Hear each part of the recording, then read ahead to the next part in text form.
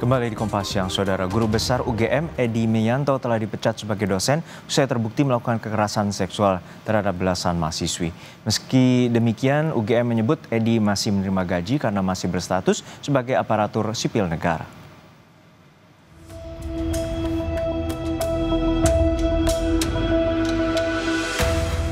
Universitas Gadjah Mada, Yogyakarta telah memecat Edi Meyanto sebagai dosen setelah terbukti melakukan kekerasan seksual terhadap mahasiswinya di Fakultas Farmasi. Meski demikian, Edi masih menerima gaji. Pasalnya, Edi masih berstatus sebagai aparatur sipil negara. Sekretaris UGM, Andi Sandi, memastikan proses pemeriksaan terkait disiplin kepegawaian akan dipercepat setelah keluarnya SK pemeriksaan dari Kemendikti-Saintek. Pemeriksaan inilah yang nantinya menentukan nasib status ASN Edi. Proses ini akan kita percepat. Kalau SK-nya sudah keluar mesin pemeriksaan. Berarti kalau rekomendasi dari UGM ke kementerian sama ya Pak? Tetap dipecat di PNS dan guru besarnya juga ya? Kami belum sampai ke situ karena kami harus memeriksa. Jadi kami harus memeriksa kembali karena didelegasikan kewenangannya oleh Menteri kepada kami untuk melakukan pembentukan tim pemeriksa dan juga melakukan pemeriksaan. Kesimpulannya akan kami sampaikan kepada Menteri. Berarti karena masih PNS dan guru besar tetap dapat gaji ya Pak? Ya, dari aspek legal kita perlu lihat ya, kan ada asas praduga tak bersalah.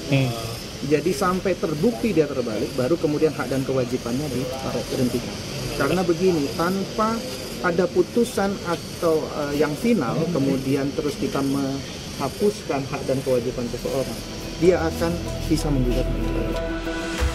Hingga kini, korban kekerasan seksual yang diduga dilakukan guru besar Fakultas Farmasi UGM belum melapor ke polisi. Sekretaris UGM, Andi Sandi bilang, saat ini UGM fokus melakukan perlindungan dan pendampingan terhadap korban.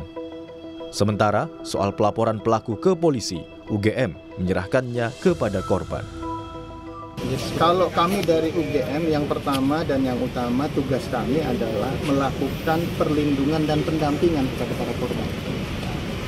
Ranah untuk menyampaikan kepada pihak kepolisian atau aparat penegak hukum yang punya legal standing paling kuat adalah Sebelumnya, dosen yang juga guru besar Fakultas Farmasi UGM, Edi Meyanto, diduga melakukan kekerasan seksual terhadap belasan mahasiswi.